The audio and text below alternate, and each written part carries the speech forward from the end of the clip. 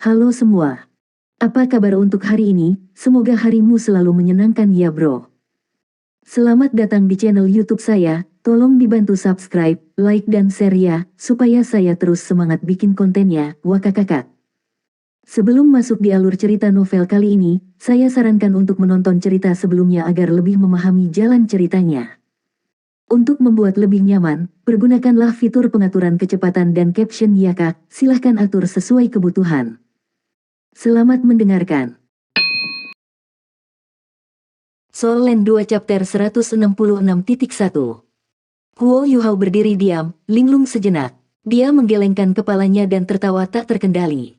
Lupakan saja, itu bukan hal yang buruk, lagi pula dia masih bisa terus berkultivasi dengan keterampilan jiwa keempat ini. Kondisi Huo Yuhao telah hampir sepenuhnya pulih pada titik ini, dan lautan mentalnya yang kedua dapat sekali lagi melepaskan kekuatan besar dari tatapan jiwa takdir. Dia bertanya-tanya bagaimana keadaan Juzi dan Keke. Dia harus segera bertemu dengan mereka. Huo Yuhao menatap langit sambil berpikir. Dia ingin melanjutkan keluar pegunungan bercabang ini. Dia bisa tahu bahwa jalur percabangan ini tidak sama dengan yang mereka lewati ketika mereka memasuki jalur utama. Itu harus menjadi jejak tetangga. Sebuah ledakan keras tiba-tiba terdengar dan Huo Yuhao berhenti di jalurnya ketika dia mendengarnya. Dia melihat ke arah suara itu datang dengan ekspresi bingung. Tampaknya dari jalur utama, tapi ledakan keras itu tidak dilepaskan oleh keterampilan jiwa binatang buas. Bau logam yang meledak-ledak sepertinya mengingatkan pada seorang insinyur jiwa. Apakah mereka? Huo Yuhao segera mengubah arah tanpa berpikir. Dia bahkan tidak menggunakan alat jiwa tipe terbang, malah berlari ke arah suara. Saat dia meledak ke depan, dia mengarahkan jarinya keluar, dan sosok emas menyusulnya. Huo Yuhao mengangkat tangannya untuk menepuk serigala emas necromantik. Huo Yuhao memadamkan jiwanya yang terpelihara, dan menyimpan jenazahnya di alat jiwanya tipe penyimpanan. Juzi dan Keke berada dalam situasi yang sangat canggung sekarang. Karena mereka kehilangan kontak dengan Huo Yuhao, mereka tidak melakukannya dengan baik. Ketika Huo Yuhao melemparkan kaki mekanis alat jiwa eksplorasi semua medan, Juzi sudah tahu bahwa dia tidak punya pilihan. Huo Yuhao terikat untuk membalik alat jiwa. Karenanya dia hanya bisa mengendalikan alat jiwa secara pasif untuk memastikan keselamatan mereka. Serigala emas tidak secepat alat jiwa ketika itu turun gunung. Ketika akhirnya berhenti bergulir, tidak ada lagi serigala emas yang mengejar mereka. Juzi dan Keke bergegas keluar dari alat jiwa eksplorasi semua medan pada saat-saat pertama yang mungkin untuk muntah. Bagaimana mereka bisa merasa baik setelah meluncur hampir 1 kilometer ke bawah gunung dalam 5 menit. Kemudian mereka pingsan, mereka bahkan tidak merangkak kembali ke alat jiwa eksplorasi semua medan. Tapi mereka beruntung. Tidak ada binatang buas yang menemukan mereka ketika mereka tidak sadar. Mereka sadar kembali pada pagi kedua saat matahari menyinari mereka. Selanjutnya mereka berdua memutuskan untuk kembali untuk menemukan Huo Yuhao setelah beristirahat sejenak. Keduanya berada dalam kondisi pikiran yang berbeda, tetapi mereka tetap diam dan tidak saling berinteraksi. Ini terutama terjadi pada Juzi, yang mengalami spektrum emosi yang besar. Kadang-kadang, dia panik dan cemas, pada orang lain, dia sedih dan pemarah. Ini adalah pertama kalinya Keke melihat dia menampilkan begitu banyak emosi sekaligus. Keke lebih mudah dibandingkan dengan dia. Dia hanya memikirkan ekspresi tegas dan percaya diri Huo Yuhao ketika mereka berpisah.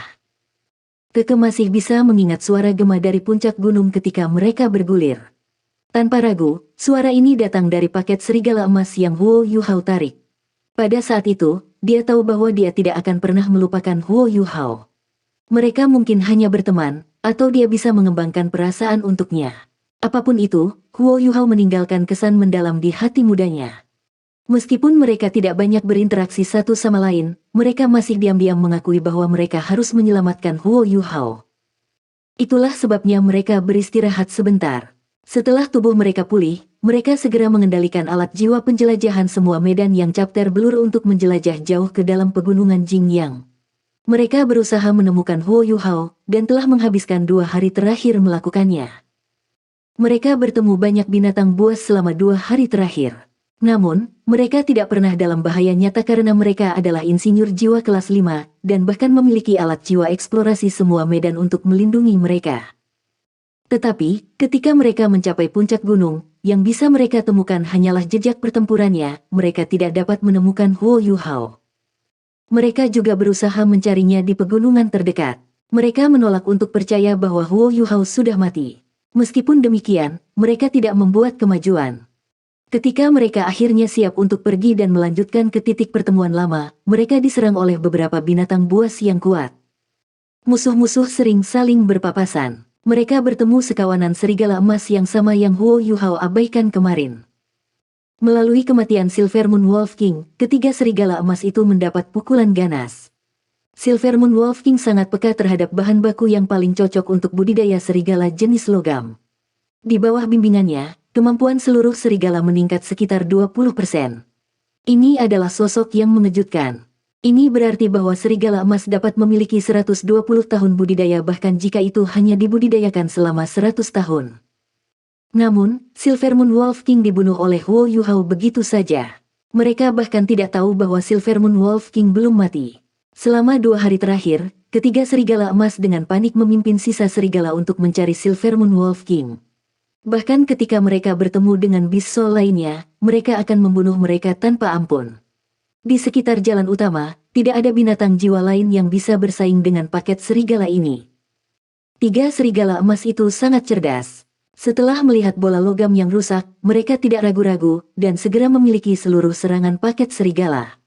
Chu Zi dan Keke dengan cepat terlibat dalam pertempuran yang sulit. Mereka memiliki banyak alat jiwa karena mereka adalah insinyur jiwa kelas 5, jadi mereka masih berhasil membunuh banyak serigala emas tingkat rendah.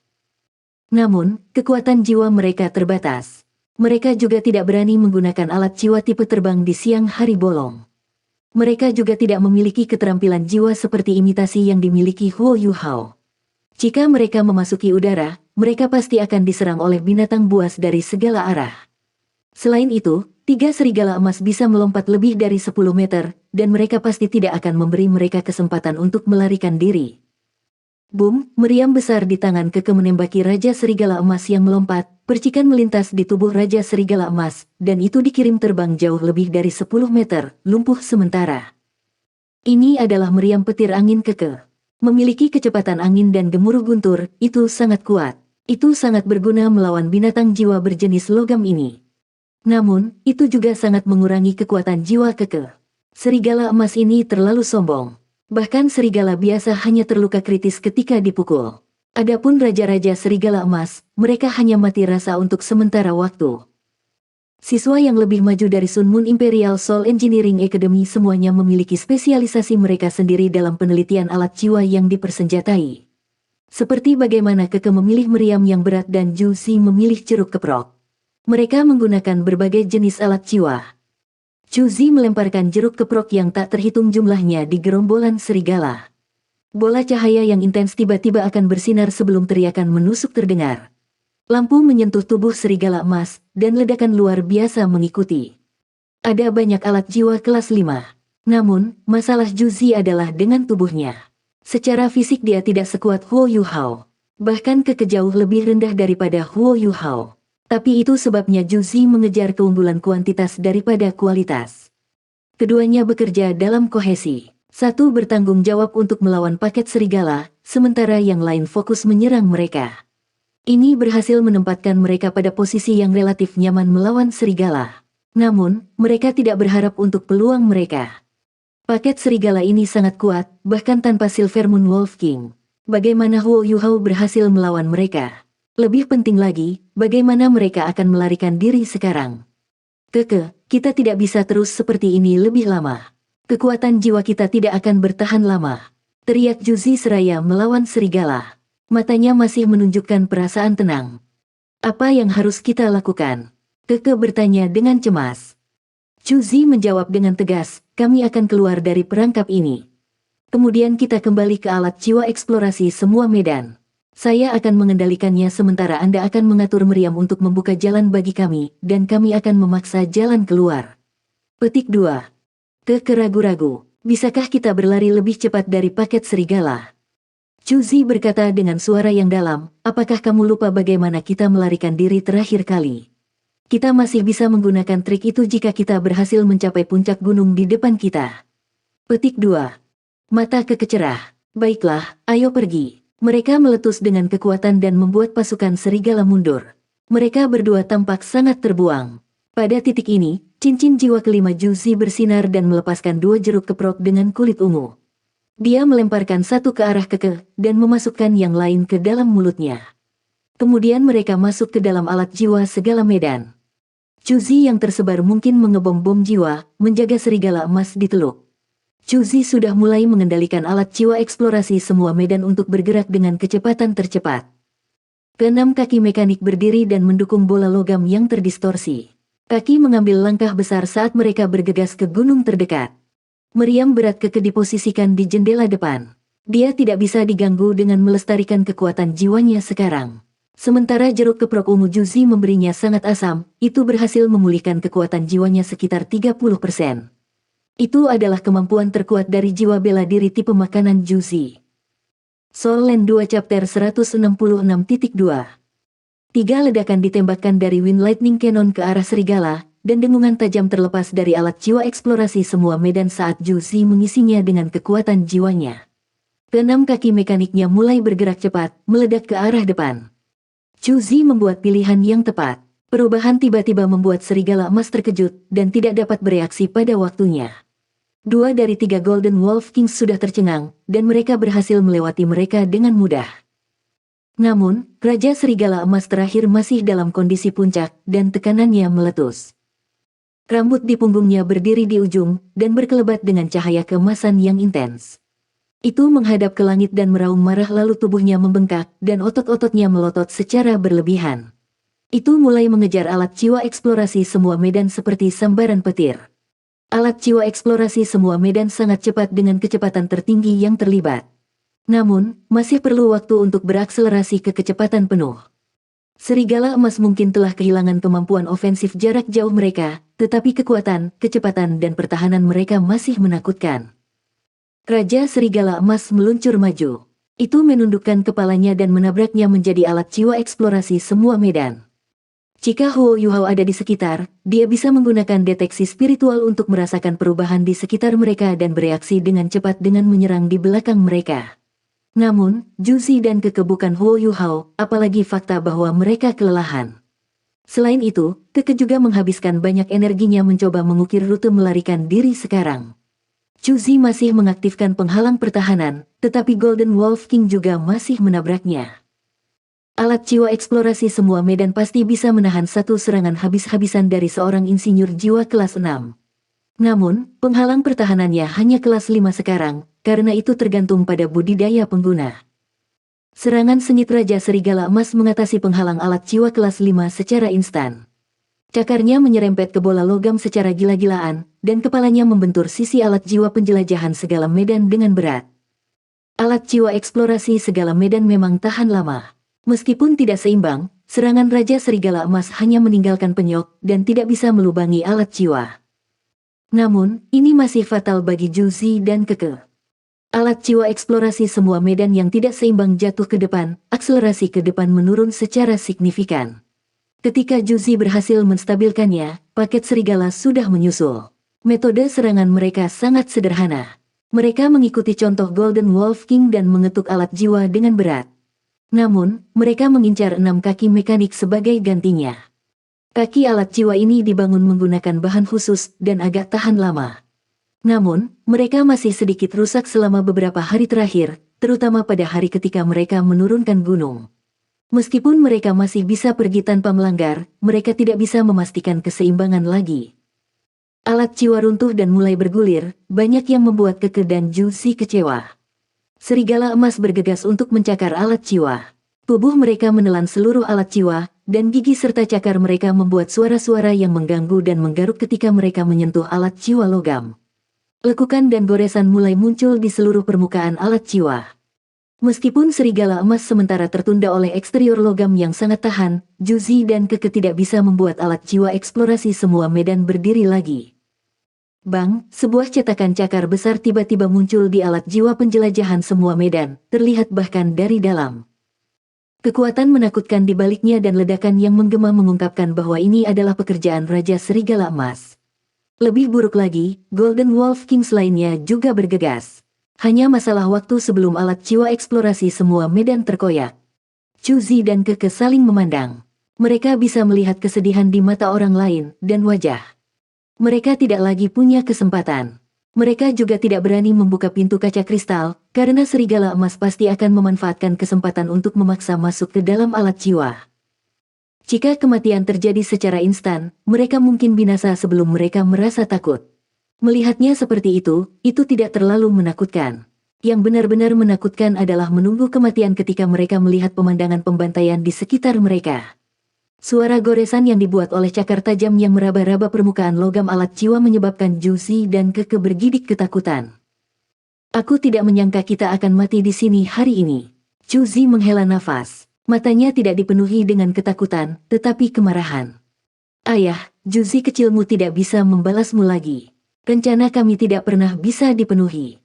Saya selalu membanggakan diri pada kecerdasan saya, tetapi saya bertemu dengan akhir yang mengerikan. Ayah, bisakah aku masih mencicipi masakanmu ketika aku mencapai dunia lain? Ayah, ibu, aku merindukanmu. Saya datang. Saat dia berbicara, Chu Zi menutup matanya. Dua aliran air mata mengalir di pipinya. Dia berbeda dari Keke. Keke tidak putus asa, dan sebaliknya mengungkapkan semangatnya yang tegar. Banyak alat jiwa dengan cepat muncul di depannya. Dia mengambil susunan formasi mereka terpisah sebelum menghubungkannya dengan cara khusus. Ayo, brengsek, saya akan mengambil risiko semua untuk bertarung dengan Anda. Jika Anda ingin makan daging saya akan membuat Anda terpisah. Dia menghubungkan susunan formasi, dan menggunakan formasi pengumpulan energi pada intinya. Dia perlahan-lahan membentuk struktur khusus yang mungkin terlihat berantakan, tetapi masih mengeluarkan aura yang menakutkan. Chu Zi mendengar kata-kata Keke dan tahu apa yang dia lakukan sekarang, tapi dia tidak menghentikannya. Di akhir hidup mereka, binasa bersama Golden Serigala sama sekali bukan akhir yang buruk. Namun, situasi di luar alat jiwa eksplorasi semua medan sepertinya berubah secara instan. Serigala emas melompat ke arah alat jiwa, tetapi matanya kosong dan tubuhnya kaku. Sayangnya, tidak ada serigala emas yang menyadarinya, mereka semua terlalu sibuk menyerang alat jiwa penjelajahan semua medan. Bang! Serigala emas yang kaku menyerang serigala emas lainnya, yang pada gilirannya membuat serigala itu mengaum dengan marah. Sebelum itu bisa bereaksi lebih jauh, ledakan mengerikan terjadi. Ledakan booming membuat es berserakan, dan setidaknya 20 serigala emas terperangkap dalam baku tembak. 6 atau 7 yang paling dekat dengan epicentrum serigala emas benar-benar hancur berantakan. Mereka yang terkena gelombang kejut berikutnya juga terluka parah. Seorang tokoh memanfaatkan kesempatan ini untuk menyerang. Angka ini bergerak cepat. Ketika melintas, itu bergerak di belakang serigala emas yang telah terperangkap dalam ledakan dan menusuk cakar emas gelapnya ke leher serigala. Kemudian ia melemparkan serigala emas ke tangan kirinya. 4 cincin jiwa, 1 putih, 1 ungu dan 2 hitam, bersinar. Cincin jiwa hitam terakhir khususnya bersinar sangat cerah.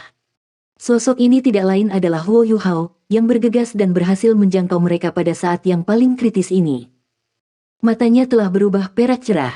Cincin jiwa keempatnya melintas, dan di matanya tampak pusaran air 7 warna. Dia mengarahkan pandangannya ke salah satu dari 3 Golden Wolf Kings. Raja Serigala Emas itu menundukkan kepalanya tanpa sadar dan menatapnya. Adegan aneh tiba-tiba muncul.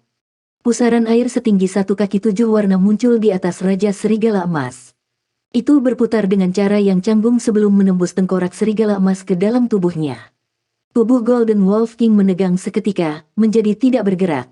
Mata merah darahnya berubah warna perak seperti milik Huo Yuhao, begitu juga pancaran seperti pusaran air yang keluar dari tubuhnya. Mata Huo Yuhao menjadi normal kembali sesaat kemudian. Aura pembunuhan yang kuat keluar dari tubuhnya. Huo Yuhao membawa permusuhan yang mendalam dengan paket serigala emas ini yang telah mengancam hidupnya sebelumnya. Sekarang mereka bahkan mengancam kehidupan Keke dan Chu Zi. Mata nasibnya terbuka, dan cahaya keemasan-keemasan menyala sebelum menghilang. Tubuh Golden Wolf King yang lain menegang seketika. Itu hampir tidak memiliki kekuatan spiritual yang sama seperti yang dilakukan Silver Moon Wolf King. Itu bahkan tidak bisa melawan ketika berhadapan dengan kekuatan dari Destiny Soul Gaze. Itu pecah setelah tubuhnya menjadi kaku, dan darah segar tersebar di mana-mana. Itu terbunuh seketika. 1 Golden Wolf King dikendalikan oleh keterampilan jiwa keempat Huo Yuhao, dan Golden Wolf King lainnya dibunuh oleh Destiny Soul Gaze. Terlepas dari mereka, satu Raja Serigala Emas tetap ada. Sisa-sisa serigala emas sebagian besar terpesona selama ledakan sebelumnya. Huo Yuhao melemparkan mayat serigala emas di tangannya, dan teknik ledakan es mengungkapkan kekuatannya. Sekali lagi kekuatan ledakan mengerikan mengguncang seluruh area. Mayat Golden Wolf sebelumnya dipelihara oleh Huo Yuhao. Secara umum, kekuatan jiwa binatang buas akan menghilang dalam 1 jam setelah kematian, setelah itu tidak akan menjadi bom yang baik untuk teknik ledakan es.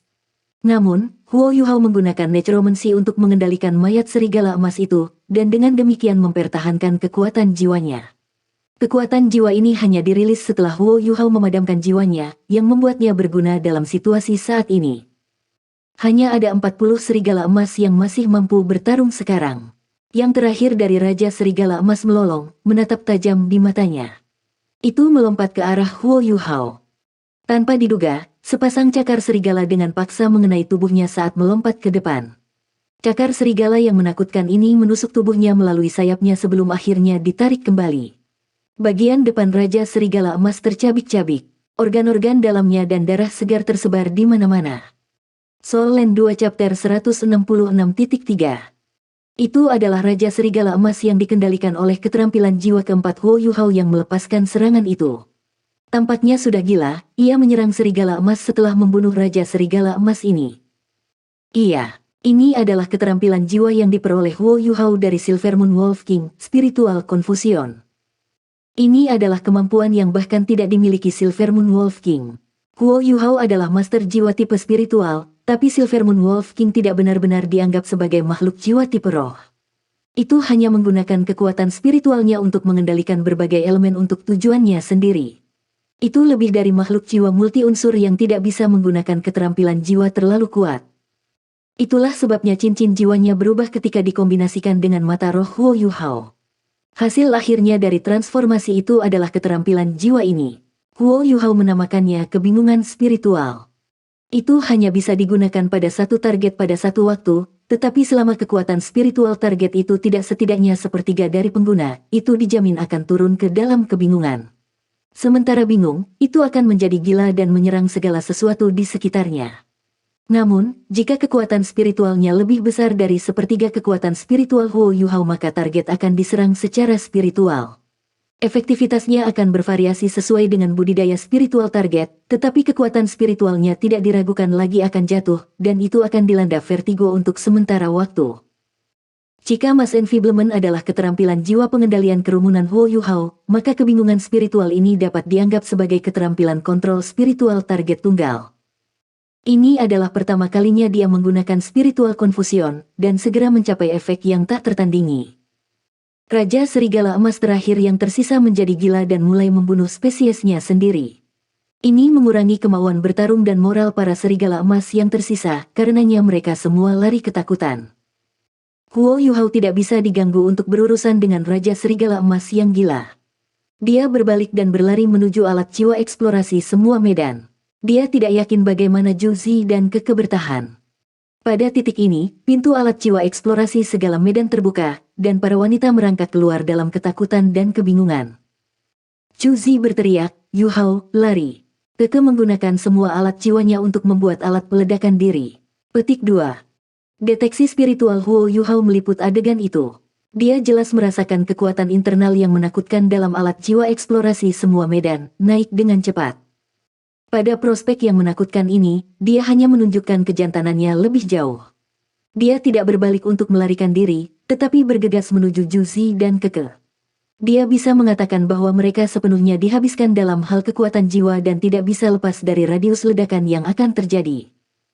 Melihat mereka jauh-jauh di sini, Huo Yuhao tahu mereka datang untuk menemukannya. Bagaimana dia bisa meninggalkan mereka dalam bahaya ketika mereka tidak menyerah padanya?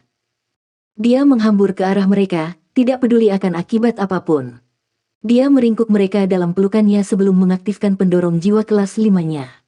Kemudian, dia memilih arah dan menyerbu. Kurang dari 2 detik setelah dia keluar, alat jiwa penjelajahan semua medan di belakangnya berubah merah. Menyusul perubahan ini, ledakan bergema meledak di dalam pegunungan Jingyang. Bum bum bum. Huo Yuhao masih memiliki bantuan deteksi spiritualnya, dengan itu ia dapat mengatur waktu ledakan yang tepat. Dia menarik lengannya ke dalam dan menarik Juzi dan ke arah tubuhnya, melindungi mereka. Berkat Hong Chen diaktifkan, dan armor permaisuri es dilepaskan, langsung meningkatkan kemampuan defensifnya ke tingkat terbesar. Huo Yuhao hanya merasakan gelombang panas menyapu dia dari belakang. Dia merasakan tubuhnya dan semua yang lainnya tampak terbalik tiba-tiba. Rasa manis dan mencurigakan muncul dari tenggorokannya saat armor permaisuri dan permaisuri Hong Chen hancur. Segala sesuatu di depan matanya menjadi hitam, dan dia kehilangan kesadaran.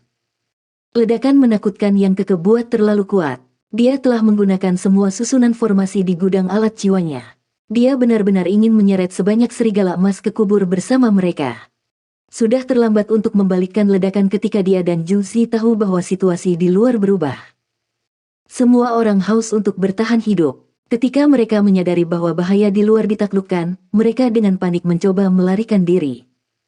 Keke dan Juzi tidak terkena langsung oleh kekuatan ledakan, dan dengan demikian mereka masih bisa melihat apa yang sedang terjadi. Mereka bisa tahu bahwa udara di sekelilingnya telah tampak terdistorsi. Selanjutnya, kekuatan mencekik menyapu mereka. Namun, itu tidak seberapa dibandingkan dengan gelombang kejut yang melindungi Huo Yuhao dari mereka. Golden Wolf King yang masih dalam kondisi bingung langsung dilenyapkan oleh kekuatan peledak, bahkan jenazahnya tidak ada lagi. Pendorong jiwa kelas 5 telah mendorong Huo Yuhao dan para gadis lebih dari 100 meter dalam 2 detik. Itu sebabnya mereka hanya diserang gelombang kejut dari ledakan. Huo Yuhao memuntahkan darah ke seluruh dua wanita itu. Setelah itu, mereka bertiga jatuh ke tanah bersama. Juzi dan Keke hampir pingsan karena ini, tetapi mereka bertahan dan membuka mata lebar-lebar. Mereka yakin bahwa Huo Yuhao akan lolos tanpa cedera jika dia hanya mendengarkan kata-kata Juzi dan segera melarikan diri. Juzi masih baik-baik saja secara mental. Dia hanya khawatir dan khawatir akan keselamatan Huo Yuhao. Namun, Keke dipenuhi dengan penyesalan. Jika dia tidak begitu impulsif dan mengamati situasi di luar, semua ini tidak akan terjadi. Serigala emas tidak melakukan apapun padanya, tapi dia hampir terbunuh oleh bomnya sendiri pada akhirnya. Saat dia memikirkan ini, Keke merasa jantungnya ditusuk dengan pisau. Darah segar mengalir dari hidung Huo Yuhao. Dia menjadi sangat pucat. Juzi dan Keke berjuang saat mereka keluar dari pelukannya. Ketika mereka melihat kembali ke kejauhan, mereka tertegun. Tidak ada yang tersisa dari alat jiwa eksplorasi semua medan. Itu adalah titik nol ledakan dengan diameter lebih dari 500 meter. Sebuah lubang besar sedalam 15 meter telah terbentuk di tempatnya dulu. Bahkan mayat-mayat serigala emas semuanya menghilang. Kabut tanah dan daging turun, membawa bau darah, mendarat hanya puluhan meter dari pusat ledakan. Setelah linglung sesaat, mereka mengalihkan perhatian mereka ke Huo Yuhao, tidak sadar di tanah.